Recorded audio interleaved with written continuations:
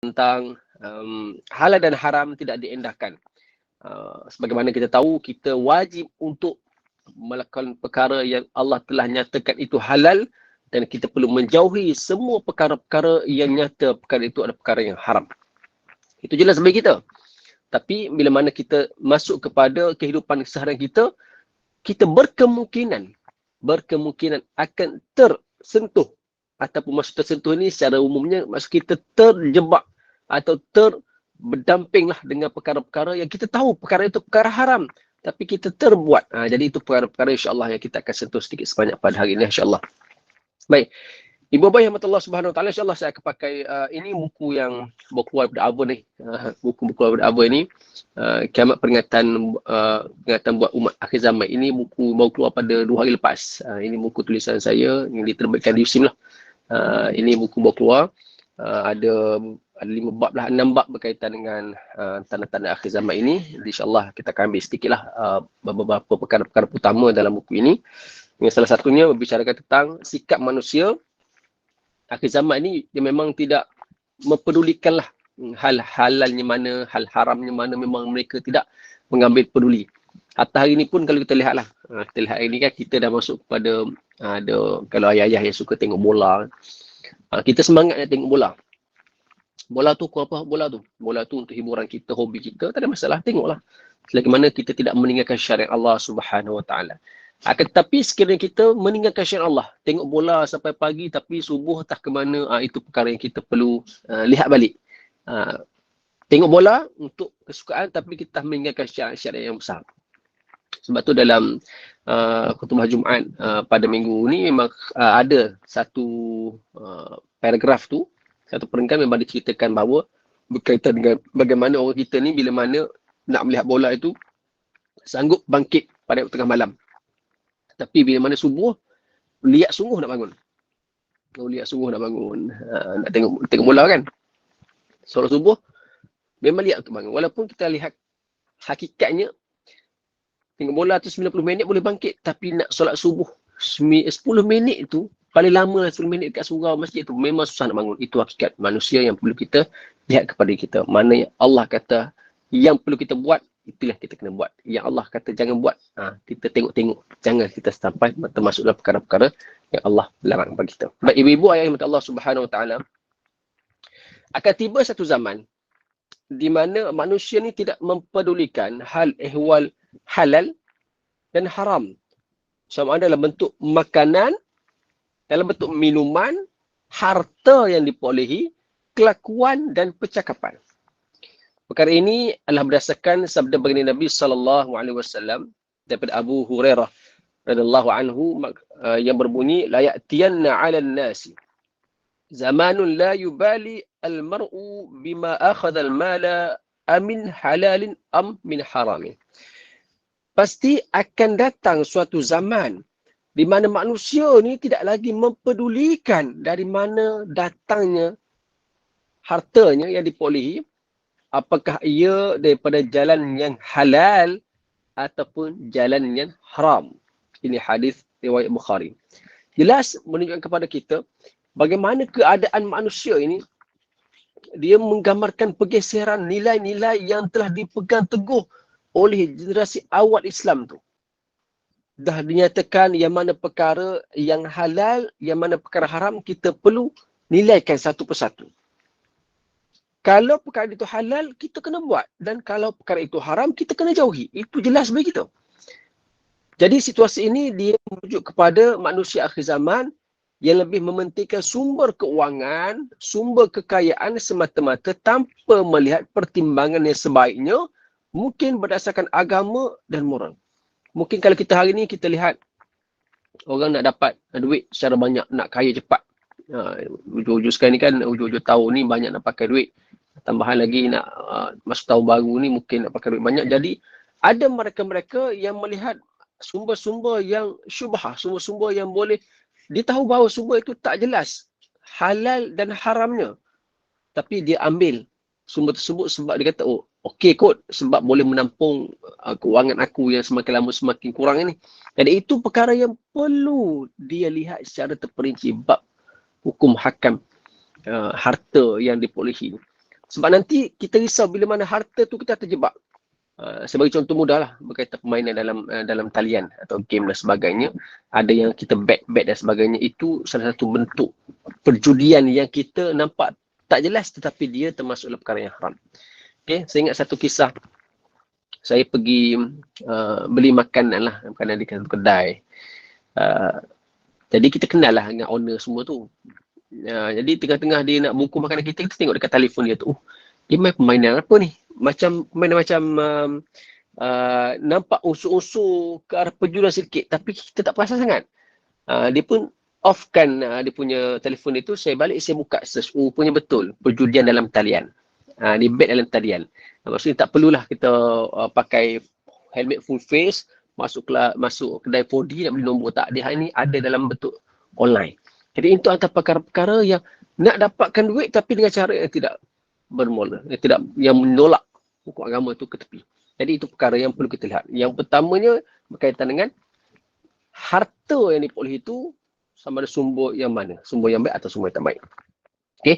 Baik, ibu-ibu yang dirahmati Allah Subhanahu Wa Taala, kalau kita lihat perkara yang juga menjadi isu besar hari ini iaitu berkaitan dengan sumber minuman yang mana di antara salah satu tanda kiamat yang baginda Nabi sallallahu alaihi wasallam sebut pada kita iaitu arak itu dihalalkan dengan menukar namanya. Arak dihalalkan dengan menukar nama. Sebab apa isunya ada? Kerana akhir-akhir ini ada minuman-minuman yang dikatakan itu arak tetapi dikata tak ada alkohol. Arak tapi tak ada alkohol. Boleh minum lah. Tak boleh minum juga kalau itu base arak, dia memang arak dan tak boleh minum. Jadi itu telah mengaburi mata kita. Dan ditukar dengan nama-nama yang berbeza-beza, hatta kita ni dah terkeliru. Ini betul ke ni makanan? Ini betul ke ni? Jadi itu perkara yang mutlak yang perlu kita lihat. Kalau dalam Quran, Allah Subhanahu Wa Taala berfirman dalam surah Al-Ma'idah ayat 90, Ya ayyuhalladzina amanu innamal khamru wal maisir wal ansabu wal adlamu rajsun min 'amali syaitan fajtanibuhu la'allakum tuflihun. Maksudnya wahai orang beriman, bahawa sesungguhnya arak dan judi dan pemujaan berhala dan mengundi nasib dengan batang-batang anak panah adalah semuanya kotor, keji dari perbuatan syaitan. Oleh itu hendaklah kamu menjauhinya supaya kamu berjaya. Nah itu gambaran kepada kita bahawasanya janganlah kita ni terlibat dalam arak. Satu. Yang keduanya terlibat dalam pemujaan berhala ni. Tak adalah. Tapi dulu kawasan dekat kita ni memang ada. Iaitu berkaitan dengan pemujaan kepada tempat-tempat tertentu. Orang Islam. Tapi dia masih ada kepercayaan meletakkan pulut kuning, ayam panggang dan buah-buahan lah di tempat-tempat tertentu. Contohlah, tempat itu di penghujung kampung ada pokok buluh yang besar. Pokok buluh itu dikatakan ada mujarabnya. Jadi banyaklah orang pergi buat pemujaan di situ. Itu jangan ada. Buanglah. Kalau masih ada dalam kehidupan kita atau kehidupan ahli keluarga kita, senak saudara kita bagi tahulah itu perbuatan yang diharamkan, itu syirik tu. Jangan ada. Okey. Memang dulu saya pernah melihat perkara inilah ketika mana saya kecil-kecil dulu. Kita jalan ke kampung ujung. Sebab kampung tu kita tahu, kampung itu semuanya Melayu, solid. Ya Islam. Tapi kita kenapa ada bahan-bahan pemujaan di sini? Kalau macam dekat bandar ni, normal lah. Kalau warga atau kaum Cina memang ada lah. Dia punya letak buah-buahan dan sebagainya dekat pokok itu dia punya adat dan istiadat dia lah. Tapi kita lihat di kawasan-kawasan kampung ni, kawasan-kawasan kampung yang solid Melayu ni, Islam ni, ada juga begini. Itu tanda mereka masih lagi meletakkan kepercayaan kepada spiritual luar. Ataupun kita katakan roh-roh luar yang dikatakan begitulah. Yang mana adanya pemujaan dan sebagainya. Okey, judi memang banyak lagi masih berlaku. Okey, judi memang banyak masih berlaku lah. Hatta hari ni kita lihat di kawasan-kawasan bandar pun ada, kawasan kampung pun ada judi dan sebagainya. Kita tak ada kerja. Main daun teruk tak RM5. RM5 je pun adalah RM5 je, tak kisah. Tak, kalau dia based on judi, dia akan tak jadi judi. Walaupun dengan nilai amount RM1 ke RM10 ke, dia tak akan jadi judi. Okay. Dan mengundi nasib. Mengundi nasib ni sama ada kita katakan sebagaimana yang saya cerita sebelum ni, iaitu sebagaimana kisah Imam Ahmad dan Imam Syafi'i rahimahullah. Ketika mana Imam Ahmad, Ishaq bin Rawahah dan juga Yahya bin Ma'in datang ke Mekah untuk mencari Abdul Razak. Tapi dia sampai ke Mekah, dia melihat sekumpulan manusia sedang mendengar tausiah daripada seorang pemuda, iaitu Muhammad bin Idris, Imam Syafi'i. Jadi sampai-sampai dia tanyalah kepada anak muda tersebut, man hadzal fatah, siapa pemuda tu? Jadi dia bagi tahu bahawa wahadha Muttalib Syafi'i, dia merupakan anak beranak Abdul Muttalib dan ayah dia atau nama Syafi'i. Jadi Imam Syafi'i bagi tahu secara umumnya, dia bagi tahu ayyuhan nas, ayyuhal Iraq, ayyuhal Syam, saluni ani sunan Nabi sallallahu alaihi wasallam. Tanyalah kepada aku tentang sunnah Nabi sallallahu alaihi wasallam. Jadi Yahya atau Ishaq, saya lupa nama dia. Dia nak tanya tentang satu hadis yang mana dia tak jelas, walaupun hadis itu telah diberitahu oleh Imam Ahmad bin Hanbal. Imam Ahmad bin Hanbal ada di situ, tapi sebabkan dulu tak adalah Facebook, tak ada dia Instagram, tak ada WhatsApp dan sebagainya, memang tak kenal muka lah. Okay. Jadi bila mana dia beri peluang untuk bertanya, maka ditanyalah kepada Imam Syafi'i bahawa apa yang dimasukkan dengan akhiru thair fi makanatiha atau maknatiha, apa yang dimasukkan tetaplah burung itu pada tempatnya. Jadi jawab Imam Syafi'i, dia kata qala Ahmad bin Hanbal fil Iraq, telah berkata Imam Ahmad bin Hanbal fil Iraq bahawa jangan ganggu burung pada waktu malam. Itu gambaran awal dia lah. Jangan ganggu burung pada waktu malam. Wasa'altu Sufyan bin Uyainah. Sufyan bin Uyainah ni tok guru kepada Imam Syafi'i. Sa'altu Sufyan bin Uyainah wa huwa yaqul la adri, dia tidak tahu. Tapi maksud sebenar daripada hadis tersebut akhirut thair fi maknatiha, merujuk kepada kalau orang jahiliah dulu ni bila mana nak keluar daripada rumah, dia akan lepaskan burung. Kalau burung itu terbang ke kanan, maka dia boleh keluar. Dia kata, oh ini ada luck. Ini ada baik ong punya. Dia keluar, burung terbang ke kanan, boleh keluar untuk musafir. Tapi tiba-tiba dia lepaskan burung tersebut, burung terbang ke kiri. Maka dia kata, oh ini sial, ini ada bad. Dia kena patah balik. Dia akan balik lah. Dia tak pergi, tak jadi keluar. Jadi itu antara perkara kita katakan merenung nasib. Mengundi nasib. Mengundi nasib. Kalau ke kanan baik, kalau ke kiri buruk. Itu perkara yang berlaku pada zaman jahiliah. Jadi hadis pada Nabi SAW bagi tahu kepada kita, iaitu akhirut thair fi maknatiha, merujuk kepada janganlah kita ambil burung tu dan lepaskan untuk merenung nasib tu. Maka tetaplah burung itu pada tempat dia. Itulah maksudnya. Jadi berbezalah dengan apa yang telah ditafsirkan oleh Imam Ahmad bin Hanbal. Okey, baik. Jadi itu perkara pertama, iaitu jangan kita ni merenung nasib ataupun kita merenung nasib dengan anak-anak panah dan sebagainya lah. Itu benda yang semua kotor dan keji dan sebagainya. Okey. Imam Ibn Katsir dalam menafsirkan ayat ini menjelaskan bahawa satu riwayat daripada Abdul Rahim bin Ghanam radhiyallahu anhu bahawa Rasulullah sallallahu alaihi wasallam bersabda, wa innal khamra haramun wa thamanuha haramun wa innal khamra haramun wa thamanuha haramun wa innal khamra haramun wa thamanuha haramun. Baginda bagi tahu 3 kali, iaitu dan sesungguhnya khamar itu haram dan hasil jualan juga adalah haram. Sesungguhnya khamar itu haram dan hasil jualan juga adalah haram. Sesungguhnya khamar itu haram dan hasil jualan juga adalah haram. Jadi jelas kepada kita ni, semua yang berkait dengan arak ni adalah haram. Jadi jangan kita ni tercampak atau terbias dengan keadaan jual arak dan sebagainya lah. Okay? Jadi kalau isu-isu, saya pernah dengar isu sebelum ni, kalau dia ni kerja yang mana ada tempat jual arak tu macam mana statusnya. Jadi ini kena tanya pendapat orang bagian fiqh lah, tanya mufti dan sebagainya, bagaimana kondisi dia, sebab dia ada perkadaran dia lah. Maksudnya kalau percentage arak itu kecil, jadi benda yang halal itu besar, mungkin dia akan dimaafkan lah. Tapi kalau kedai itu majoriti kedai arak, jadi dia tidak akan dapat cover lah benda tu, dia akan totally masuk dalam bab jualan arak tu. Okay, itu kena rujuk kepada bagian pemerintah lah, bagian mufti dan sebagainya. Okay.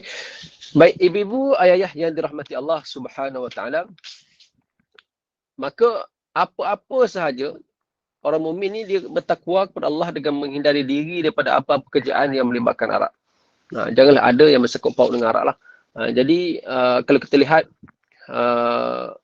hadis daripada Anas bin Malik radhiyallahu anhu bahawa Nabi sallallahu alaihi wasallam bersabda, la'ana Rasulullah sallallahu alaihi wasallam fil khamri 'asharatan. Rasulullah melaknat dalam isu arak ni 10 golongan. Okey. Yang pertama, asirha wa mu'tasirha wa syaribaha wa hamilaha wal mahmulatun ilaihi وساقيها وبائعها وآكل ثمنها والمشتري لها والمشترات له. Jadi pertama, pemerah anggur untuk arak. Orang yang proses jadi arak tu pertama. Yang kedua, orang yang minta diperahnya arak. Orang peminumnya. Orang minum tu lah. Kokum lah. Pembawanya, orang yang meminta bawa kepadanya. Orang yang menuangkan arak. Penjualnya, orang yang makan hasil jualannya. Orang yang membelinya dan orang yang meminta dibelikan untuknya. Itu semua merupakan 10 golongan yang beritahu bahawa dia akan dilaknat disebabkan oleh peminum arak tu. Okey. Jadi itu perkara pertama berkaitan dengan halal dan haram. Yang keduanya merujuk kepada riba. Okey. Daripada Sya'bi radhiyallahu anhu kata maksudnya Rasulullah sallallahu alaihi wasallam melaknat orang yang makan riba. Orang yang beriba yang saksi dan penulisnya. Itu berkata riba. Semua bab riba ni kita jangan involve. Okey, jangan involve. Nah, ni kalau bab keuangan ni kena tanya pula kepada orang yang berhak dah, orang bagian keuangan Islam. Islamic banking. Dia akan jelaskan dengan lebih terperinci lah. Kalau tanya saya katakan umum saja, jangan kita hampir riba. Okey, itu. Firman Allah Subhanahu wa taala dalam surah Al-Baqarah ayat 278 hingga 279. Ya ayyuhalladzina amanu taqullaha wa dharu ma baqiya minar riba in kuntum mu'minin. Fa in lam taf'alu fa'adhanu biharbin minallahi wa rasulih. Wa in tubtum falakum ru'usu amwalikum la tazlimuna wa la tuzlamun. Maksudnya, hai orang beriman, bertakwalah kepada Allah dan tinggalkanlah riba yang belum lagi dipungut. Jika kamu orang beriman, maka jika kamu tidak mengerjakan meninggalkan sisa riba, maka ketahuilah bahawa Allah dan Rasul akan memerangimu. Dan jika kamu bertaubat daripada mengambil riba, maka bagimu pokok hartamu kerana tidak menganiaya dan tidak pula dianiaya. Ini surah Baqarah. Jadi pengharaman rasuah, pengharaman riba ni jelas kepada kita lah. Supaya kita tak terjebak masuk dalam bab riba-riba ni. Okay? Jadi sebelum kita nak buat apa-apa pembelian dan sebagainya itu, rujuklah asatizah yang pakar tentang perkara-perkara ini. Okay, rujuk dulu. Mungkin kalau rujuk saya tak tahu. Kena rujuk orang yang pakar. Saya bukan pakar dalam bidang riba dan sebagainya. Rujuklah Islamic banking, orang Islamic banking untuk jelas, untuk minta penjelasan yang lebih detail lah tentang perkara-perkara ini. Itu perlu untuk kita pastikan setiap transaksi yang kita buat itu adalah transaksi yang bersih. Baik, perkara ketiga yang digambarkan di sini itu rasuah. Okay. Pengharaman rasuah adalah jelas sama ada dalam Quran ataupun hadis. Rasuah ini dalam Quran diambil daripada celaan Allah Subhanahu Wa Taala terhadap kaum Yahudi yang biasa mengambil rasuah. Kalau kita lihat Allah Subhanahu Wa Taala berfirman iaitu sama'una lil kadhibi wa akaluna lis suhti. Mereka sangat suka mendengar berita-berita dusta, sangat suka makan segala yang haram, itu rasuah dan sebagainya. Okey, ini dari surah Al-Maidah ayat 42. Okey, jadi kemudian firman Allah Subhanahu Wa Taala juga menyebut wala ta'kulu amwalakum bainakum bil batil wa tudlu biha ilal hukam ta'kulu fariqan min amwalin nasi bil itsm wa antum ta'lamun. Dan janganlah kamu makan atau mengambil harta orang-orang lain di antara kamu dengan jalan yang salah, dan janganlah pula kamu menghulurkan harta kamu memberi rasuah kepada hakim-hakim kerana hendak memakan atau mengambil sebahagian daripada harta manusia dengan berbuat dosa padahal kamu mengetahui salahnya. Okey, kita tak boleh nak bagi rasuah dan sebagainya lah. Ini fokus dia cerita ni kepada hakim-hakim. Maksudnya kita ni contohlah kita katakan kita ada perkara yang kita tak jelas nak buat ataupun susah, birokrasinya tinggi sangat. Nak saya borang tu borang ni, jadi kita pun datang hulu lah kata okey, ambillah sikit ni, mudah-mudahkanlah urusan. Itu tak boleh, itu rasuah. Okey, hatta hari ni pun bab bagi hadiah pun dia dah spesifikasikan sebagai satu benda yang kita kena tengok balik. Contoh, tiba-tiba datang bagi hadiah kepada kita. Hadiah untuk apa? Nanti tolong-tolong tengokkanlah anak saya ni nak interview ni, macam mana ni, dapat tak dapat ni. Itu pun rasuah. Walaupun niat hadiah, tetapi dia merujuk kepada apa yang orang tu bagi dan orang tu memberi kesan kepada dapatan tu. Kena bagi boleh selepas dapat keputusan. Contoh anak dia pergi interview sebagainya, lulus, dah diterima bekerja, maka atau terima masuk pusat pengajian yang tertentu, maka datanglah bagi hadiah. Ini hadiah daripada saya lah, tanda kesyukuran. Itu lain. Kalau sebelum berlaku satu perkara itu kita bagi walaupun berusulkan hadiah, dia menampakkan sesuatu yang ada udah di sebalik mi lah. Dia menyebabkan adanya usul-usul dan adanya, kita katakan, perbuatan tersebut boleh beri kesan kepada jangkaan dapatan yang akan diterima. Okey, walaupun kita niat sedekah, niat hadiah, tapi dia pernah bagi hadiah kat aku, anak dia, kesian dia, bagilah sikit. Sebab kita manusia, kita bukan robot. Jadi kita ada sifat belas kasihan tu ada, sifat kemanusiaan kita tu ada. Okey, baik. Kemudian yang keempat iaitu menggadaikan maruah. Ini perkara yang agak serius jugalah, menggadaikan maruah. Salah satu pekerjaan yang diharamkan ialah bekerja di tempat-tempat yang boleh menggadaikan maruah sebagai seorang Muslim. Okey, ini seorang Muslim. Pekerjaan tersebut adalah seperti pelacur, teman sosial di kelab-kelab malam, penari, penyanyi, dan pemain alat muzik di kelab-kelab malam. Yang mana terdapat di situ adalah hidangan arak dan pergaulan bebas lelaki dan perempuan. Juga bonza, pegawai keselamatan untuk tempat-tempat maksiat. Tukang urut untuk berlainan jenis, lelaki mengurut wanita dan wanita mengurut lelaki. Menjadi model pakaian atau iklan yang mendedahkan aurat dan menjadi tontonan orang ramai dan mendapat habuan itu RM1 atau projek. Kerana merancang konspirasi bertujuan mengambil seorang dengan masa TV dan sebagainya lah. Okay. Jadi saya ingat satu ni pengalaman saya lah. Pengalaman saya ketika mana saya buat dakwah street dulu. Lama dah, saya rasa dalam 2009 ke 2009 atau 2008. Saya dikehendaki untuk masuk ke satu kelab malam sebab di situ digambarkan ada konsert Islamik. Kelab malam tapi dikatakan berdakwah dalam kelab malam. 2009, saya rasa 2009. Berdakwah dalam kelab malam. Jadi kami 4 orang terpilih untuk masuk kelab malam tu untuk melihat apakah dapatan daripada penasyid itu, seorang kumpulan nasyid, satu grup kumpulan nasyid kontemporari yang bukan penasyid yang macam kita lihat inilah, yang dia punya penasyid itu macam dia nasyid yang lebih kepada macam dia tak adalah nampak macam Islamik sangat, tapi dia mau usul ketuhanan lah. Jadi dia nak buat konsert sedikit selingan bukan konsert penuh, selingan dalam kelab malam tu. Jadi kami kena pergi lah untuk melihat. Jadi kami 4 orang pergi masuk sana. Pukul 6 dah kena berada di luar daripada kelab malam tu. 6 petang. Dan petang tu dalam pukul 6.30 kami kena masuk dan kami akan dipakaikan dengan satu tagging kat tangan dan juga ada cop daripada cop tak nampak. Cop nak nampak dia akan letak lampu biru baru nampak ini telah approval boleh masuk saja dalam tu dalam keadaan yang gegak gempita. Masuk memang bar dia tu arak penuh lah. Macam-macam jenis arak ada. Okay, arak yang ada binatang pun dalam tu, ada ular, kalajengking pun adalah arak yang macam tu. Arak yang biasa tengok pun ada macam-macam jenis arak lah, penuh dalam tu dengan baunya, tak nak cerita lah. Masuk dalam tu, masuk pukul 6.30, konsert dikatakan lepas maghrib. Kita masuk awal. Masuk, tak start lagi. Nyanyian dah adalah nyanyian yang biasalah, yang gembira dan berjoget, melompat-lompat sana tu kami kata, sudah macam mana buat ni. Jadi sampai pukul 7.30 kami pun kata kami kena keluar solat dulu ni. Solat mana cakap nak solat dalam kelab malam? Memang tak adalah. Kalau kita tanya Moza dia tu kan, mana surau dah ni bang? Memang kena gelak lah. Mana ada kelab malam, ada surau. Okay, jadi keluarlah daripada situ. Dah keluar pun payah. Jadi kami pun jumpalah dengan Moza tu. Moza tu atau pengawal kelab tu Melayu, Islam. Jumpa dia. Bang, minta maaf bang, saya ni sekian cerita sesian, saya nak tanya nak solat kat mana. Dia tahu bila kita kata nak solat kat mana, dia kata, you datang bukan untuk ni kan? Tak. Dia tahu. Dan dia pula kendor dengan suara dia tu. Okay, macam ni lah. Dia kata, saya pun tak nak bagi tempat yang sesuai dalam ni. Tapi kalau kat ujung blok belakang ni, adalah kotak-kotak tu, boleh semayang atas kotak tu. Kita kata kotak pun kotak lah, yang penting boleh semayang. Kami keluar.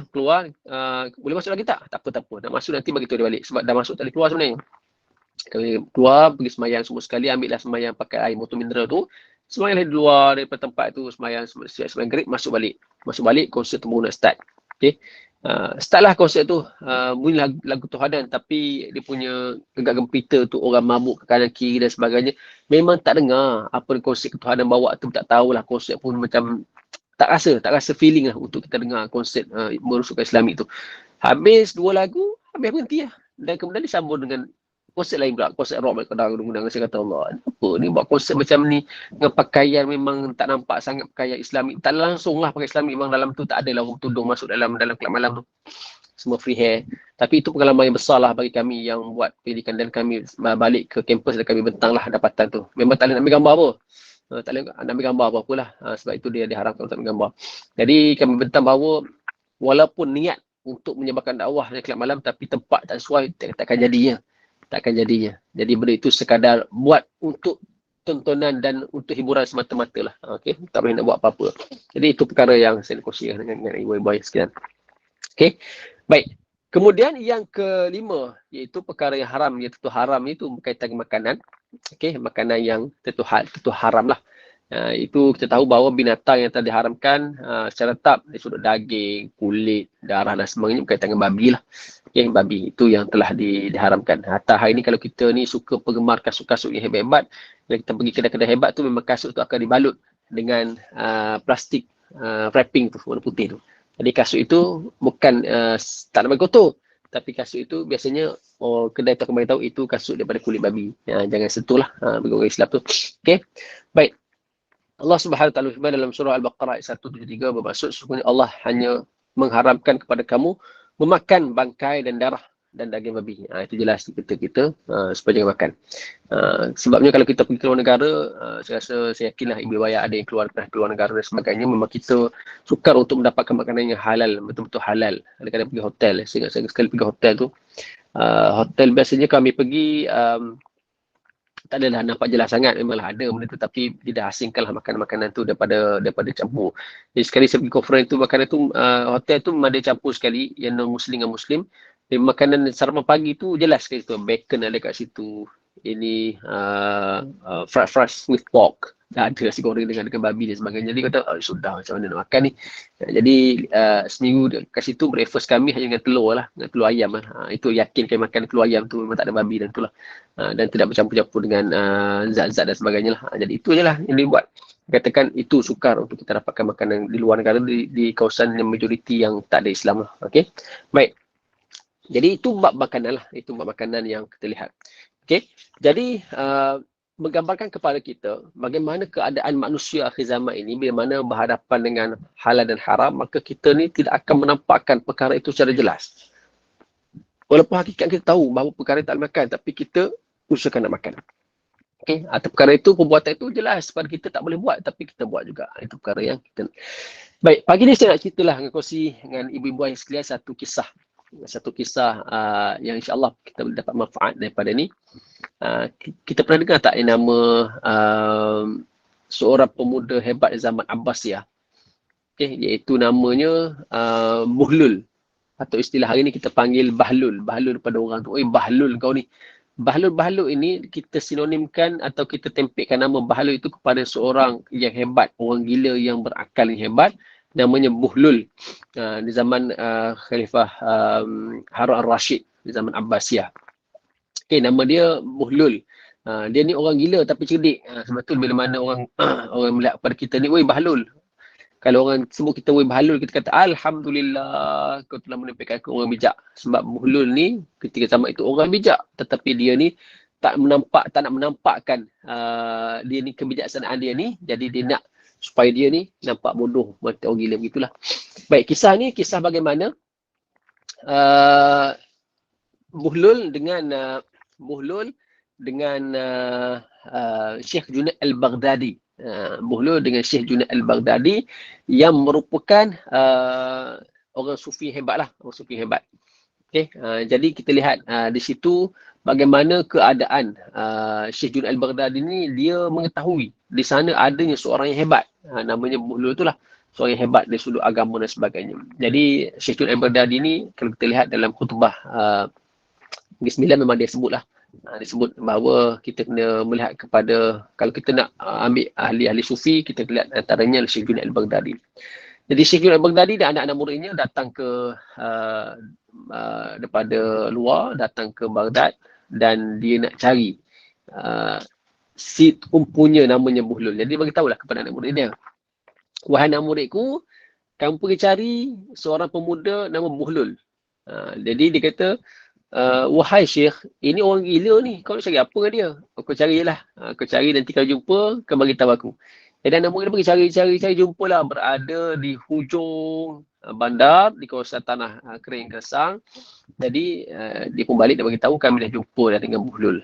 Jadi, dia bawalah tuan dia, Syekh dia tu, pergi jumpa Buhlul. Sampai-sampai di sana, Syekh pergi jumpalah dengan Bahlul tersebut, diikuti oleh anak muridnya. Sampai-sampai tu, Bahlul kenal siapa itu Syekh Junaid Al-Baghdadi. Dia kata, wahai tuan, adakah kamu ni Al-Qasim? Al-Qasim ni disandarkan kepada Junaid Al-Baghdadi lah. Adakah kamu Al-Qasim? Ya, aku Al-Qasim. Adakah kamu ni orang hebat yang punya ilmu-ilmu kerohanian yang disebar kepada orang-orang awam? Ya, aku lah. Aku orang yang bakal ilmu tu. Baik, sebabkan kau hebat, aku nak tanya kamu beberapa soalan. Oh, dia tanya dulu. Dia tanya soalan dulu. Dia kata hebat mulut. Dia tanya soalan dulu. Kamu orang hebat, adakah kamu tahu cara makan? Soalan, adakah kamu tahu cara makan? Jadi anak murid kata, tuan, dia tanya cara makan. Dia betul tak betul ni? Jadi anak murid macam tak puas hatilah dengan pertanyaan Bahlul kepada tuan guru tu, orang besar tu. Jadi dia kata, tak apa, akan menjawab soalan ni. Dia kata, aku makan, aku membaca Bismillahirrahmanirrahim, aku menggunakan tangan kanan, aku ambil makanan yang paling dekat dengan aku, kemudian aku makan, aku kunyah, aku ambil sedikit, aku kunyah dengan lumat, kemudian aku telan, kemudian aku ambil yang kedua punya, aku buat perkara yang sama, sampailah makanan itu habis, dan aku akan mengucapkan Alhamdulillah, dan basuh tangan dan sebagainya. Jadi gambaran jelas kepada kita kat situ, iaitu cara makan yang sebenar macam mana. Okay, cara makan yang sebenar macam mana. Iaitu pertama sekali, baca doa. Kemudian ambil makanan yang paling dekat dengan kita. Contoh kita makan secara berjemaah, makan yang jenis hidang tu. Jadi kita kena ambil lauk yang paling dekat dengan kita. Kalau sambal ambil dulu. Ambillah sambal dulu sebelum kita ambil yang lain-lain. Jangan kita ni, sambal depan kita, ayam kat sana, kita lompat dan kita ambil ayam kat sana. Ambil ayam dulu, taklah tepi kita tak boleh. Kita ambil yang paling dekat dulu. Lepas tu pusing kan. Itu cara dia lah, cara kita nak makan ni sebenarnya. Lepas tu kunyah dengan perlahan, jangan gelojoh dan sebagainya. Okay. Kemudian lepas makan, ucap Alhamdulillah, basuh tangan dan sebagainya lah. Itu normal kita makan. Okay, bab makan ni, dia kisah makan kalau kita berada di kawasan-kawasan yang ramai orang, kita tengoklah. PL makan ni pelik-pelik. Saya ingat satu kisah dulu, ada program, lamalah sebab dia kawasan perkampungan. Jadi makan dalam keadaan talam gitulah. Bukan talam, memang kan longgok semua. Dia 5 orang dan dia ada lauk dan pinggan, jadi kita akan makan begitu. Jadi nak diceritakan, berada dengan seorang haji tu. Orang yang hebat lah. Duduk situ makan. Bila mula makan tu, kita tak kenal dia. Dia pun ambil makanan tu, ambil ayam dulu. Dia lompat tangan dia ambil ayam. Ambil ayam besar tu, ayam dia potong 4 tu. Potong 4 ke potong 4 lah. Potong 4 dia ambil tu, dia kopek, dia kepakkan dia punya per tu. Kepak per tu, ambil satu per. Dua-dua tangan pakai. Saya kata, ush, dia macam dia ni. Okey, letak. Letak dia pinggir dia. Dia makan dengan keadaan yang nampak gelojoh lah. Tapi tak apalah, kita akan lagi makan. Rupanya cara dia makan itu pun dah menggambarkan keadaan yang tidak menyenangkan lah. Macam mana dia? Kita makan macam ni kan? Kita ambil, kita makan macam ni kan? Macam ni kita makan kan? Dia makan macam ni. Dia tarik, dia macam ni. Jadi bila tarik macam ni, dia ada yang tumpah ke bawah. Jadi kita nampak Allah. Tu benar, tak apalah makan kadar lah. Dia makan dan dia ambil dengan gelojoh. Sebab lauk tu memang sedap. Ayam masak merah yang potong 4, ada ikan besar dan sebagainya. Jadi itu menggambarkan kepada kita, kalau kita tak boleh nak makan begitu, dia akan membuatkan kesan yang besarlah kepada orang-orang lain. Okay? Jadi itu cara makan. Jadi makan kena makan yang betul. Jadi bila selesai jawapan daripada Syekh Junaid Al-Baghdadi, maka boleh kata, kau kata kau pandai tapi kau makan pun tak reti. Oh, dia macam dia peli balik Syekh Junaid Al-Baghdadi. Maka anak murid marahlah. Kau ni kata, kau gila ke? Kau nak terangkan, kau nak marah-marah aku punya guru. Kau tu gila. Begitu tu. Tapi Syekh Junaid kata, tak apa. Biar. Jadi, mula pun nak bangkit lah. Nak bangkit daripada tempat tu pergi tempat lain. Nak bangkit sedikit lah. Jadi bila bangkit tu, Syekh Junaid Al-Baghdadi pun tahan dia balik. Dia kata, siapa kau? Mula tanya, siapa kau? Aku Al-Qasim yang tadi tak reti makan. Okay. Kau ni tak reti makan. Adakah kau reti bercakap? Oh, tanya pula bercakap. Adakah kau reti bercakap? Aku bercakap, aku tak cakap banyak dan aku tak cakap sedikit. Aku tak cakap terlalu banyak dan tidak terlalu sedikit. Aku boleh peluang kepada orang lain untuk bercakap. Dan aku akan sentiasa mengingatkan orang yang aku cakap itu kepada Allah Subhanahu Wa Taala. Banyak lebarlah cerita bab bercakap saja. jawapan kena bercakap ni kita kena tengok kepada kemampuan kita nak bercakap, tak boleh cakap terlalu banyak dan tak jadi dominan sangat. Ketiba kita ni cukup cakap, kita cakap je, orang lain tak boleh, tak ada peluang nak bercakap. Itu perkara yang kita kena lihat.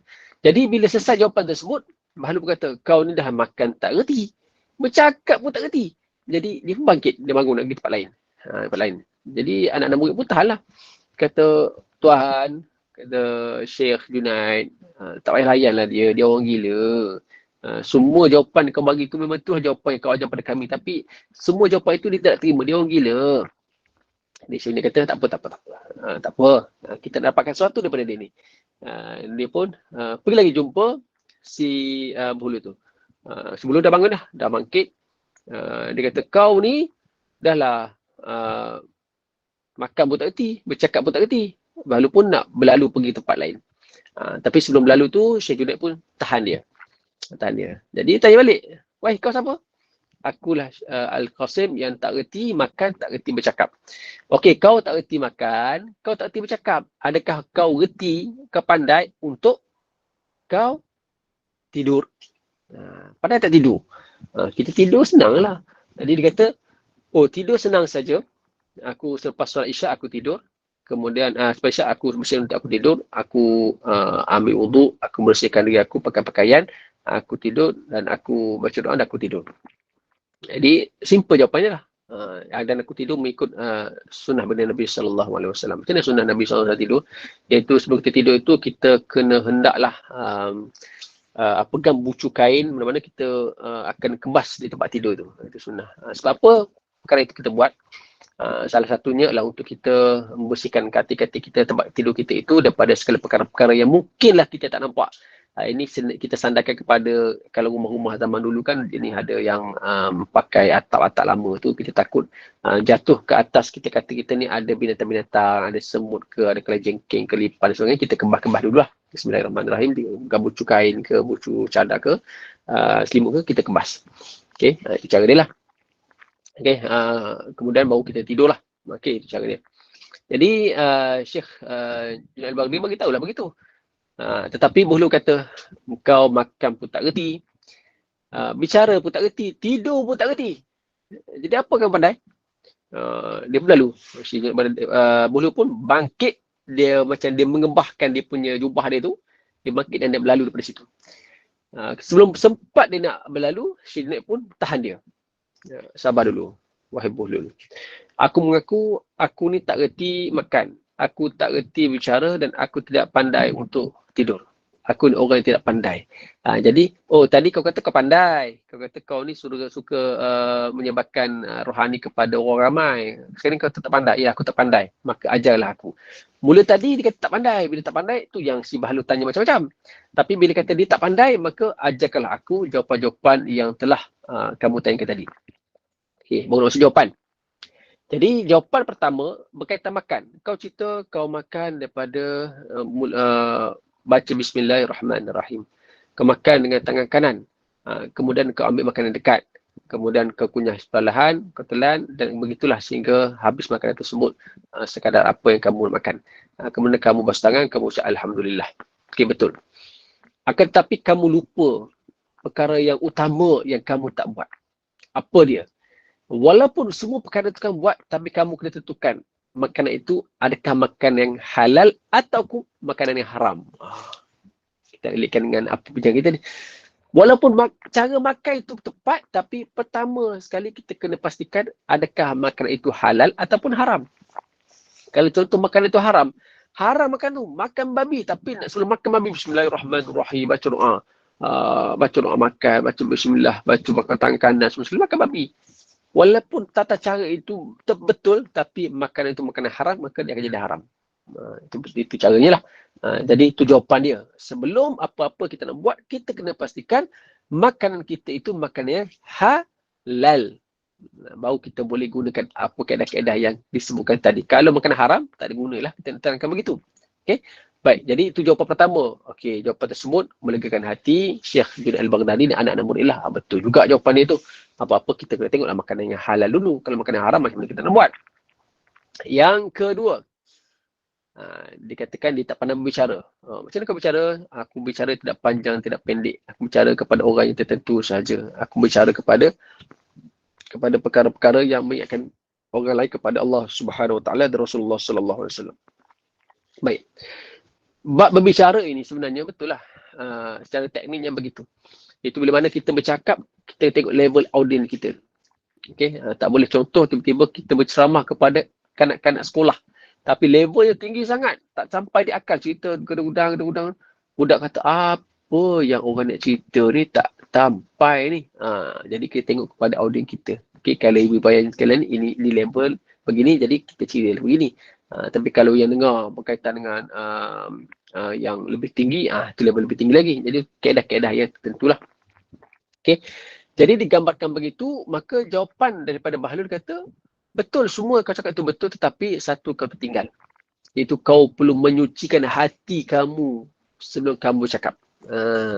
Maksudnya kalau kita bercakap baik semua sekali tapi hati tak suci, dia tidak termasuk dalam perkara-perkara yang perlu kita laksanakan. Maksudnya macam mana? Bila mana kita nak bercakap ni, kita bercakap dengan orang ni, kalau hati tak suci, maksudnya hati niat kita ni, kalau kita rasa nak menyampaikan ilmu, maka kita kena lapangkan dada kita supaya ilmu itu sampai dan kita dapat manfaat daripada ilmu tersebut. Sebab ilmu yang kita nak sampaikan tersebut, dia sampai pada kita dahulu. Okay? Kalau contoh kita hati tak suci macam mana? Kita nak sampaikan ilmu ni, kita nak beritahu orang, aku ni hebat. Aku ni hebat ni. Aku ni orang berilmu ni. Dia macam-macam. Jadi itu perkara yang kita kena jauhkan. Jauhkan. Itu perkara dari sudut percakapan kita. Kita nak bercakap benda yang baik, benda yang halal, tapi dalam hati kita tak suci. Berkata haram ada dalam hati kita ni. Aku nak bagi tahu aku ni cakap hebat ni. Cakap fasih ni. Jadi perkara itu kena buang jauh-jauh. Jadi perkara kedua, nak bercakap semua perkara yang telah dinyatakan oleh Syekh Junaid Baghdadi betul, tetapi kita perlu meletakkan perkara utama, iaitu kita perlu menyucikan hati kita terlebih dahulu sebelum kita berkata-kata. Kita cakap ni kita kena sucikan hati betul-betul dulu.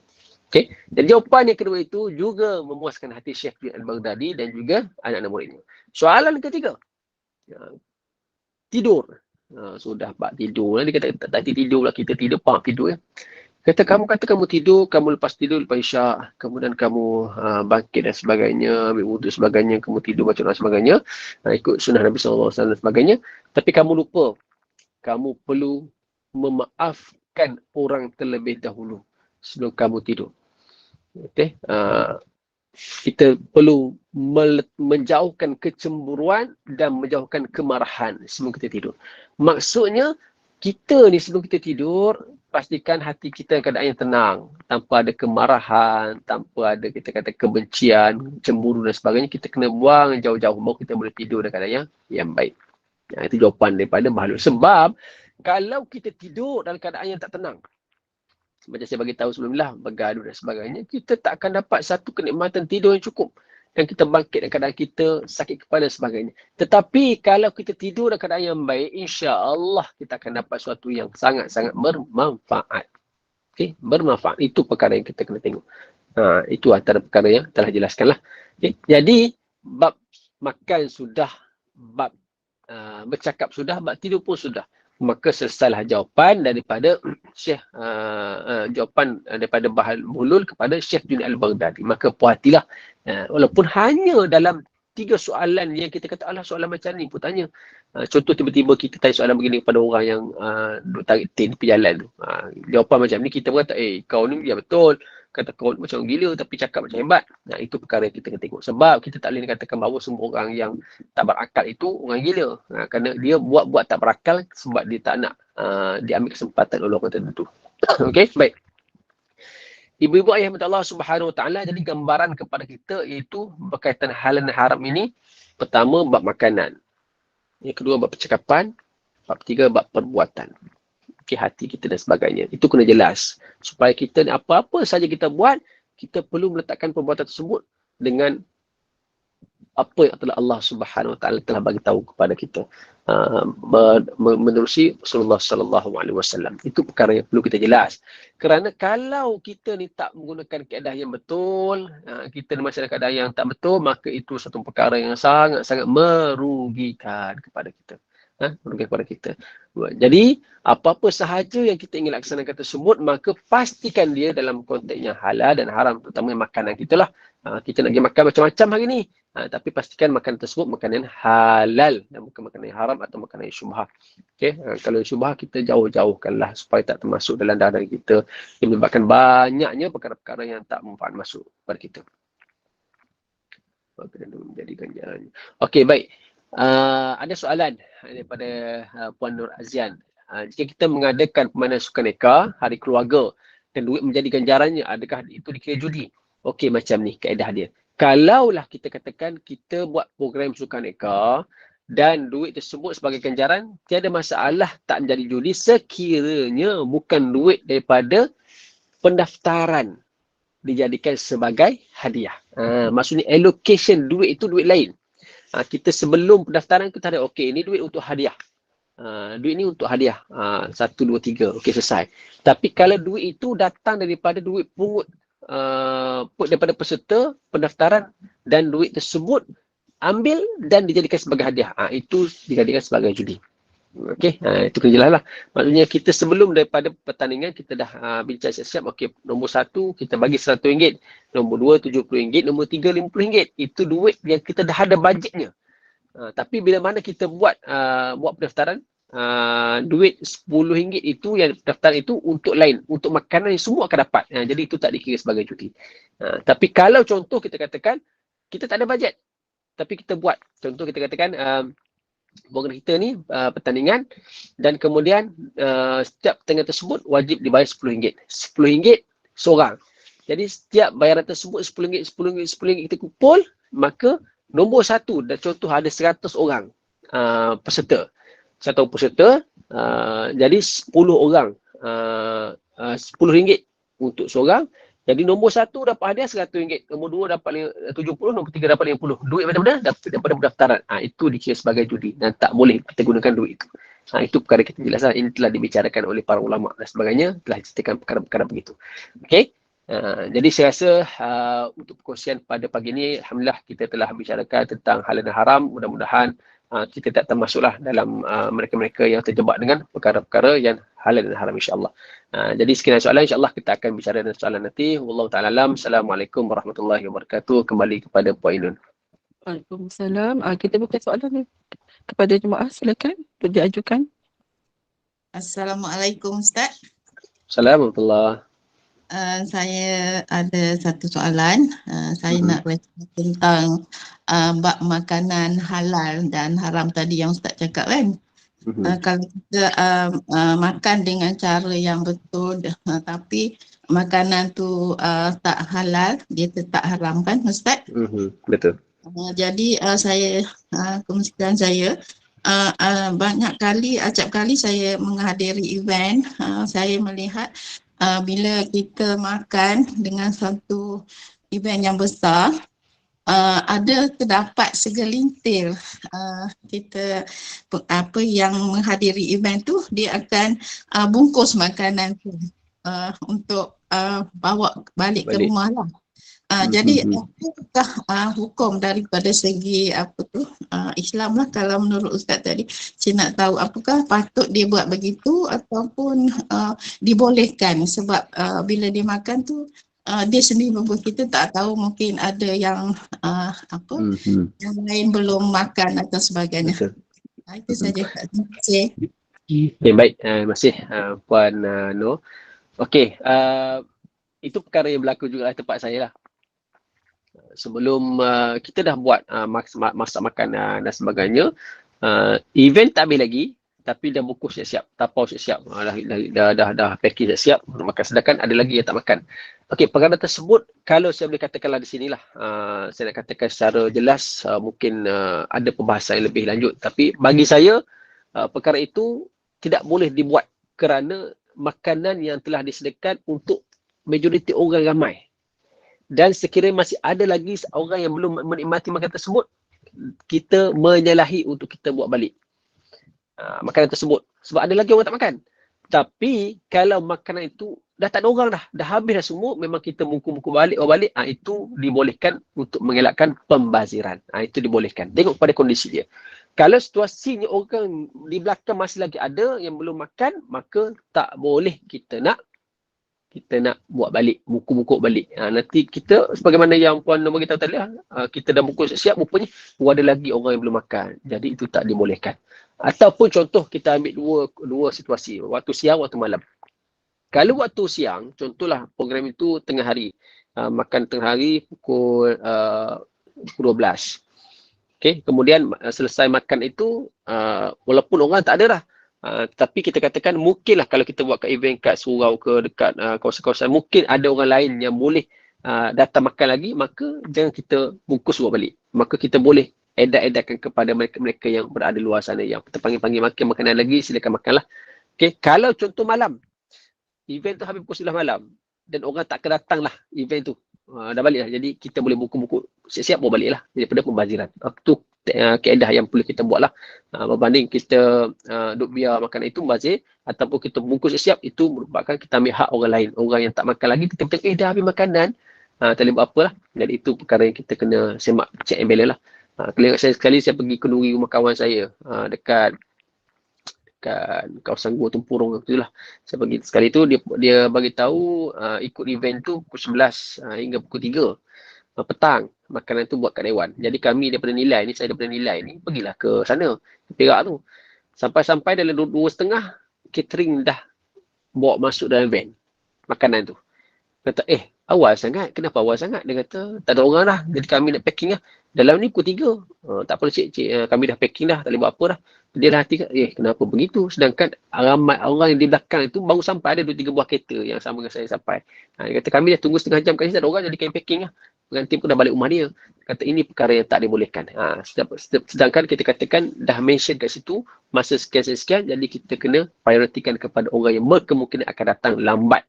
Itu siang hari. Kalau malam tak ada isu lah. Malam tu memang kita dah bungkus siap lah. Memang tak ada orang datang. Apa duduk tengah malam. Satu tengah malam datang untuk makan, tak ada lah. Okey, itu jawapan daripada saya lah, Puan Nur. Okay. Terima kasih Ustaz. Assalamualaikum Ustaz. Boleh saya bertanya? Boleh, sila Tuan Haji. Ustaz, kita telah membincangkan tentang haram dan halal dari segi harta, makanan dan perbuatan.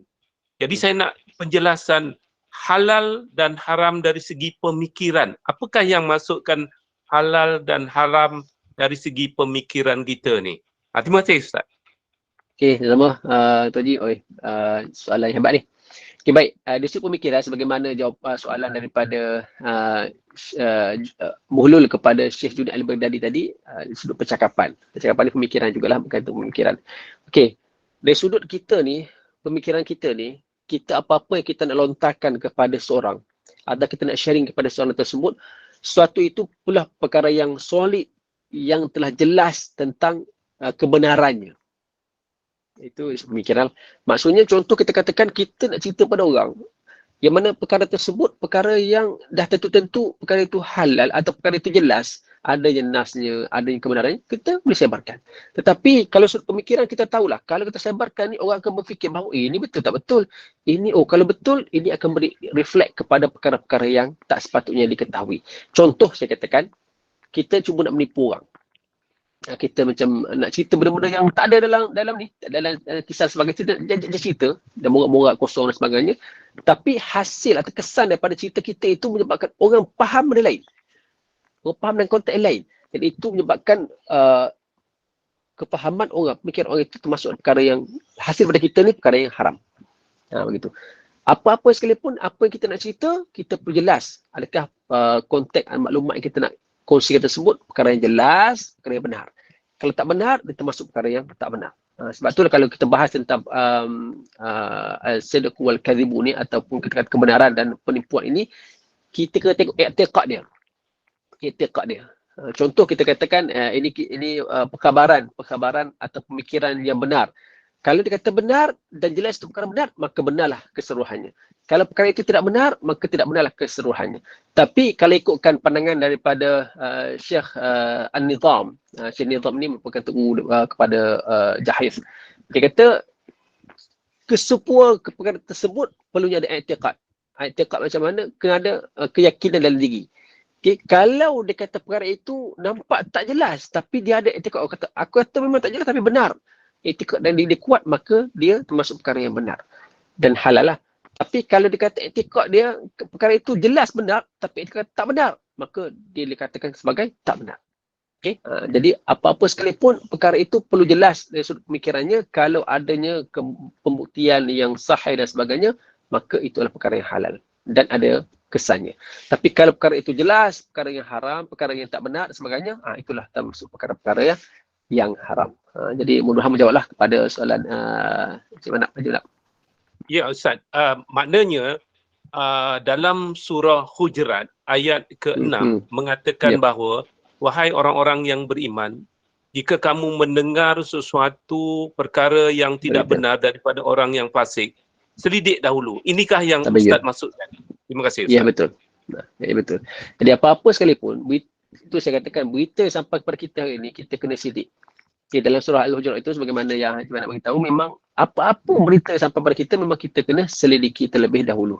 Berita tersebut tak boleh kita sewenang-wenangnya ambil dan terus kita sebar kepada yang lain. Contoh hari ini kita dapat banyak maklumat dalam WhatsApp dan sebagainya, maka semak dahulu berita tersebut barulah kita sebarkan. Itu merupakan halal dan haram dari sudut pemikiran kita itu. Tengok kita baca, betul kot ni kot. Sebab apa? Ada i'tiqad tadi, betul kot kita sebarkan. Sedangkan berita itu tak sahih. Jadi ra'yu jumhur ataupun pandangan daripada jumhur kata kalau berita itu nampak macam betul tapi kita lihat juga kesucian berita itu, kehalalan berita itu. Kalau berita itu betul, i'tiqad kata betul halal, maka kita sebarkanlah.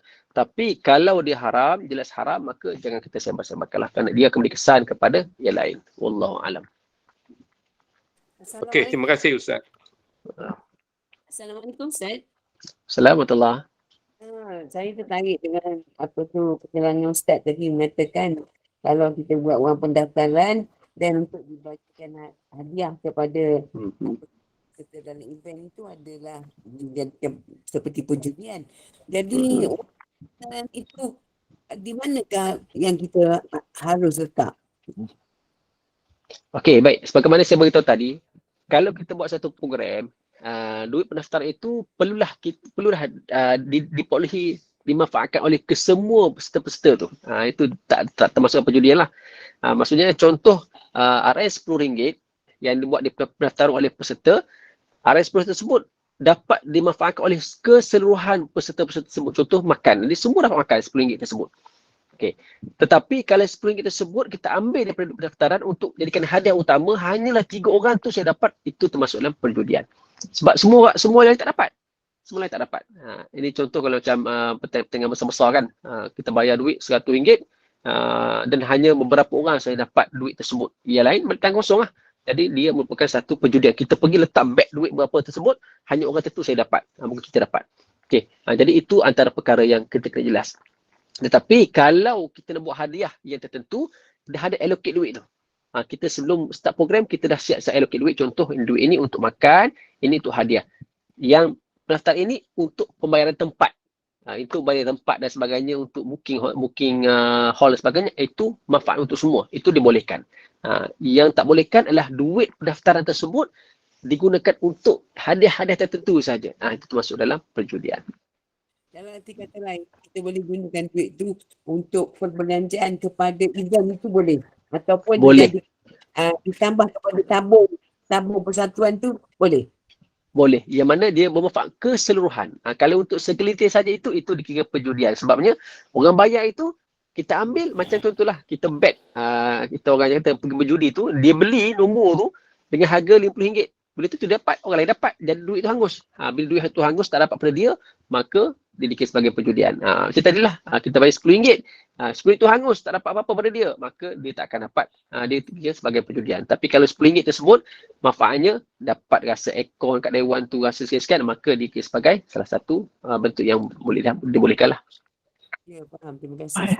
Ustaz. Baik, terima kasih atas perkongsian ilmu dan jazakallahu khair kepada Ustaz Dr. Khair Ashraf atas perkongsian ilmu ini, dan kita sebagai Islam juga mencakupi seluruh aspek yang telah menentukan hukum, undang-undang dan peraturan dalam semua perkara yang menyentuh perbuatan dan kehidupan manusia. Dan dari pihak pengurusan Kelab Sahabat Kita Al-Quran mengucapkan terima kasih kepada para jemaah dan teruskan setia bersama-sama kita dalam program Indonesia Sunnah Opah, dan sebentar lagi kita akan bersama-sama dengan Ustaz Muhammad Azhar bab kitab Al-Azkar untuk perkongsian ilmu kita dalam bab hadis. Dan bagi menemukan majlis ini Ustaz, mohon tutup dengan tasbih kafrah dulu. Dan salam. Baik, insyaAllah. Terima kasih di atas semua kehadiran pada pagi ini. Jadi kita tutup pertemuan kita pada pagi ini dengan tasbih kafarah dan suratul As. Subhanallahumma bihamdika asyhadu an la ilaha illa anta astaghfiruka wa atubu ilaik. Bismillahirrahmanirrahim. Wal 'asri innal insana lafi khusr illa alladziina aamanu wa 'amilus shalihaati wa tawassaw bil haqqi wa tawassaw bis sabr. Assalamualaikum warahmatullahi wabarakatuh. Waalaikumsalam warahmatullahi wabarakatuh. Terima kasih Ustaz. Terima kasih Ustaz. Terima Terima kasih.